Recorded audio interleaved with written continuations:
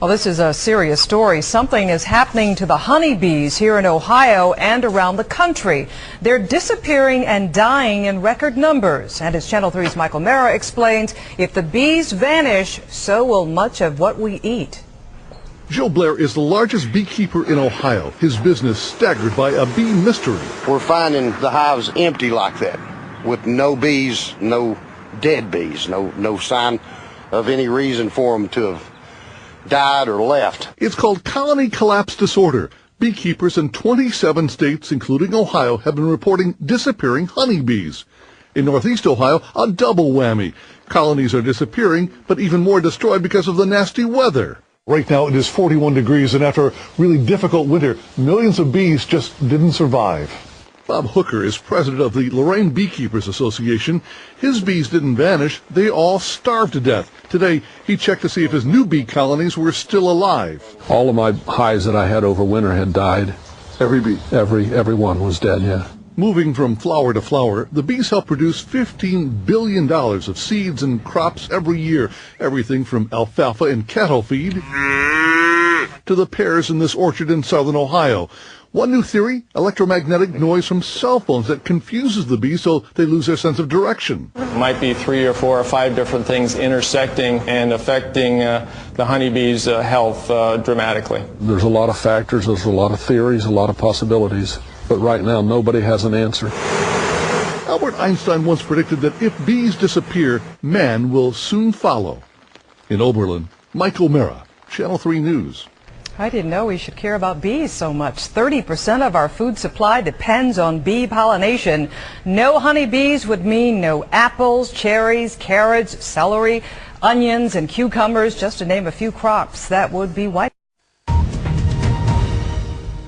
This is BBC World. The main news so far this hour. Fighting is continuing between the Lebanese army and Islamist militants in northern Lebanon, a day after fierce fighting left 14 people dead. Germany is preparing for possible violence. Thousands are expected to protest at next week's G8 summit. It's a scientific mystery and a catastrophe for American farmers. Millions of bees are dying in hives across the United States, and nobody knows why. Researchers are calling it colony collapse disorder, and it's affecting billions of dollars worth of crops. Jeremy Cook has the story. They are frontline workers in one of America's key industries. Western honeybees, introduced from Europe in 1622, now essential for crops from apples to almonds, from watermelons to blueberries. It's reckoned that 1 in 3 bites of food consumed in the USA depends on the honeybee. But now they are dying in their millions, and no one knows why. The scale of the problem is immense. This one blueberry farm in Maine covers some 10,000 acres, and there are millions of plants to be pollinated. All of it, of course, is totally dependent on the common honeybee, and the problems here are being replicated across the United States. And so people like Dave Hackenberg are facing a crisis. He's the hired gun of the bee world, trucking hives across the states to wherever their pollinating skills are needed. An essential service, but after losing 85% of his bees, he's struggling. I've been keeping bees for 45 years. Seen anything like this before? Never seen anything like this before. I've been through the mites, I've been through diseases, I've been through 2 mites, all kinds of problems. But this is, to take out, a third of the beehives, pretty close to 30 to 35% of all the beehives in the United States, and even Canada. I mean, and other parts of the world as far as that goes. I mean, this is something's going wrong. Something's going very wrong. And in the labs at Penn State University, they're conducting autopsies on dead bees as part of an intense and urgent search for an answer. This swelling and this brown color, it should be nice and clear and white and thin like fishing line almost. The marks of disease are everywhere, but the mystery, so far, unsolved. Out in the woods, they're tracking the decline of hives. Researchers watching colonies disappear before their eyes. They're calling it colony collapse disorder, or CCD. I'm still hearing reports right now of colonies collapsing, which is very surprising because right now is the best time of year for bees. We have a lot of pollen, we have a lot of nutrition, and just like us, if we're healthy, even if we get a little bit sick, we're better than if things are bad. One theory is that something is destroying the bees' immune systems, but it seems certain that unless CCD can be checked, U.S. agriculture, perhaps global agriculture faces a major crisis. Jeremy Cook, BBC News, Maine. Insurgents are reported to have destroyed a key bridge in northern Iraq. Police sources say the insurgents used explosives to wipe out the Sahar Bridge near the town of Tuzla. These are tough times in Australia's food bowl. The huge swath of land centered around the Murray-Darling River is the heart of the agriculture industry. It's been hit hard by the country's worst drought in a century. If there's no rain, well, it's just a big black hole that we're looking into. For long-suffering farmers, things may soon get much worse after a grim warning. Unless there is heavy and widespread rainfall in the next month, the government says irrigation water to farms in the area will be cut off to ensure the cities have water. Australia's Prime Minister says it's because the whole country is facing an unprecedentedly dangerous crisis. We should all pray for rain because the situation for the farmers of Australia in the irrigation area of this country, in the Murray-Darling Basin, is critical, and we must all hope and pray there is rain.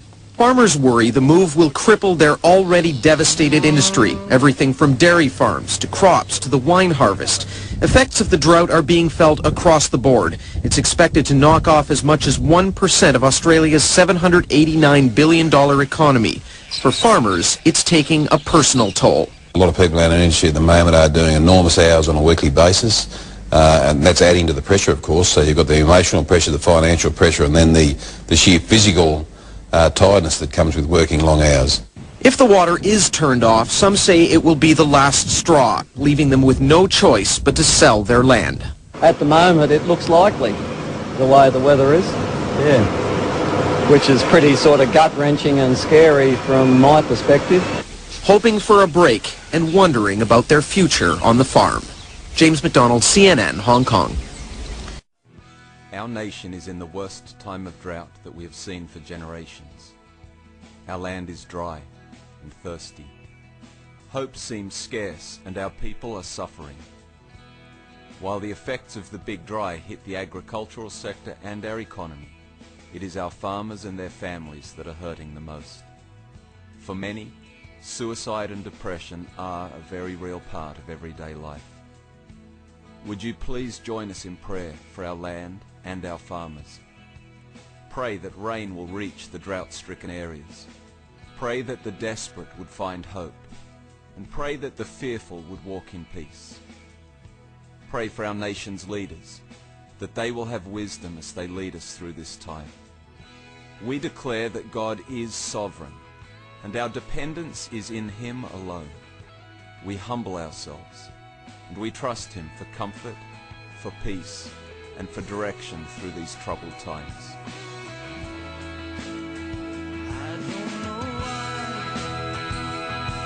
Some go before their time, don't know why, but I'm learning to rely on the one who gave me life, the author of my life. Like a cry out in the wilderness, to those who must remain. No compromise, never live for nothing less. Give it all for the glory of His name. To practically help those who are suffering, would you contact Care Outreach today?